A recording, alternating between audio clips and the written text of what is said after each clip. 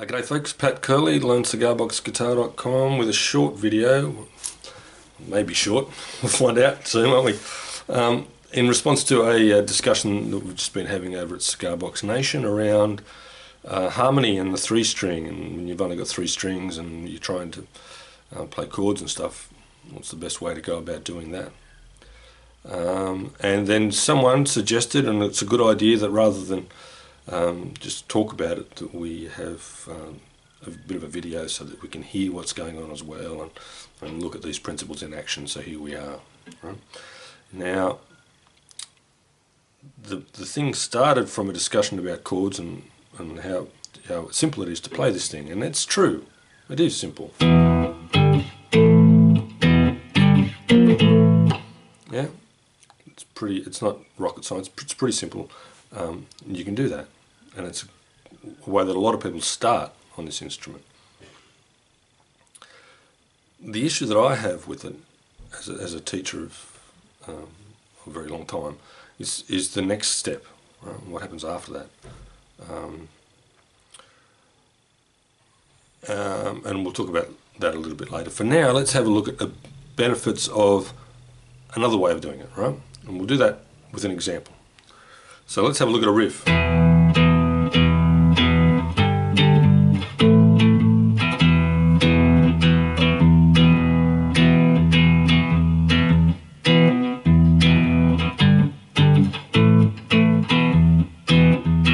Okay, not unusual, right? Pretty common. Open to start with. We tend to start and finish our riffs on the open position, then to the 3rd fret, then to the 5th, and then back down again. And that sounds cool.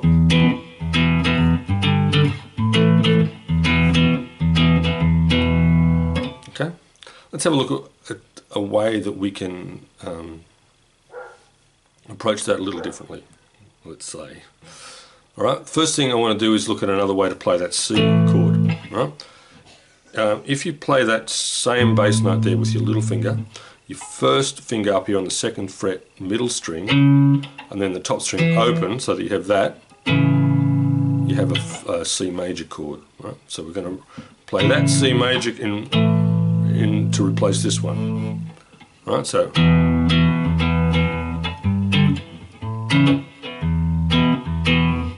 yeah, that's the first change. The second change is that we're going to fill in some of the gaps, so that rather than just doing that the whole time, we've got some other notes to play. What other notes to play, he says. Glad you asked. Two options to get started with, at least, is a minor scale or a major scale. A minor pentatonic scale, more accurately, or a major pentatonic scale.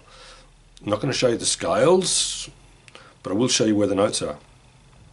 The minor pentatonic scale is your open, your 3rd fret and your 5th fret, so that lick we just played then was from the minor pentatonic scale. Open, 3rd and 5th, all those notes are good to go.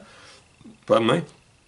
Major pentatonic, and the minor pentatonic you'll play on a blues or a rock thing probably, or a funk sort of type of thing, minor thing.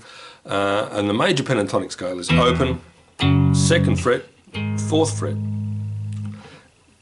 with the proviso that on the 4th fret, if you play that middle string, it's not part of the major pentatonic scale. It is part of the major scale. It's got a jazzier sort of sound, right? Which is why it's left out, really, because when you're playing a lot of traditional type music, you don't want that jazzy sort of sound, do you? You just want it a bit more plain, if you like. Plain's a good thing. Okay, so we'll just leave that one out for now. So minor, open 3rd, 5th, major, open 2nd, 4th, with that proviso, right, of the major 7th. So, to start with, pick one of those scales and add notes from it at various intervals, wherever you feel like it, whenever you feel like it. Simple, right? I'm going to start with the major pentatonic, because I like to do that. Right, so there's my G major sort of bar chord or power chord. If I run up the scale to there, I have the full major chord with the 3rd in it.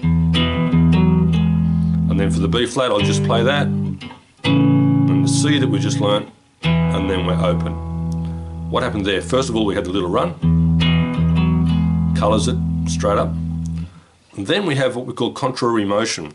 That means that different strings or lines or voices are moving in different directions, right? So the bass note is going that way, the top one's going down, and the middle one's going up and then down. Okay, so you put those three together and you get that. Now you get that. Okay.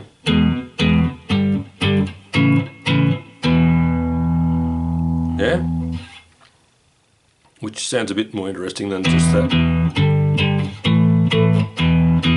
Everything going up and down the same. With a few simple changes. It's not that tricky.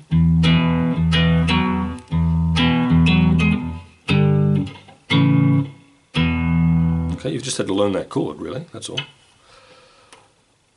And the really significant advantage that we now have is that you've opened the whole thing up to adding a whole lot more to it.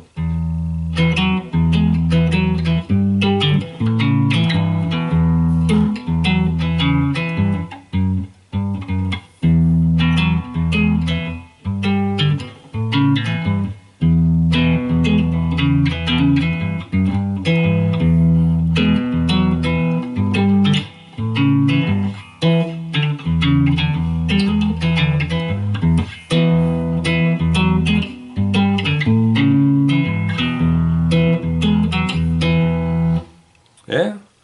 So on the B flat there, I was playing the major third open and then coming down onto the fifth. And then grabbing the C chord straight after. Okay, and some may be able to get that, others may not, doesn't matter. Really, I'm just demonstrating the possibilities here, right? We work up to things that your fingers aren't quite grabbing yet. The other thing that you can do, once you've got all those principles together, is find these shapes in other positions, right? So you might decide on the G chord, because you're sick of just hanging around here, to go up to here, to there, and play a riff from there.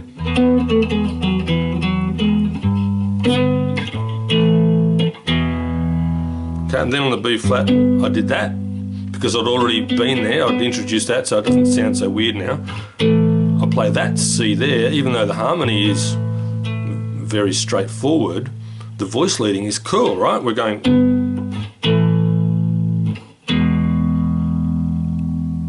to the G at the end, right? So the top string goes dee, dee, dee, where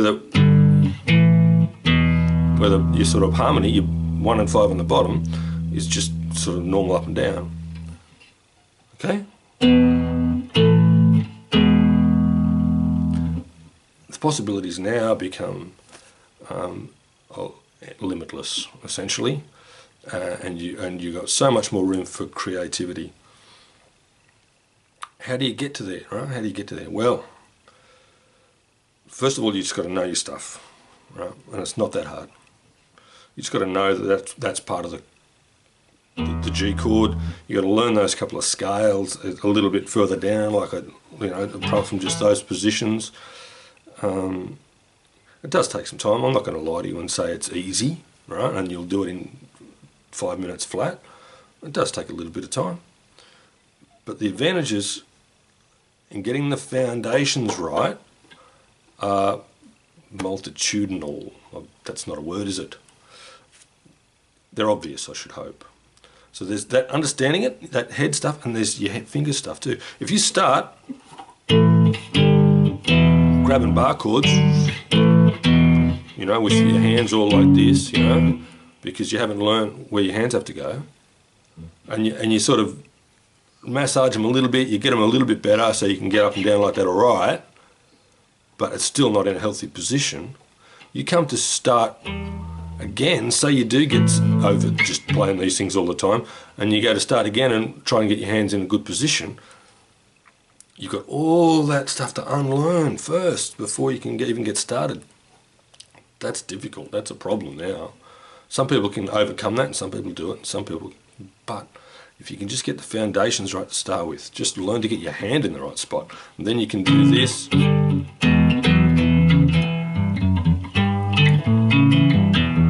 Just by moving your fingers around and not much else to it. It's not that hard, right?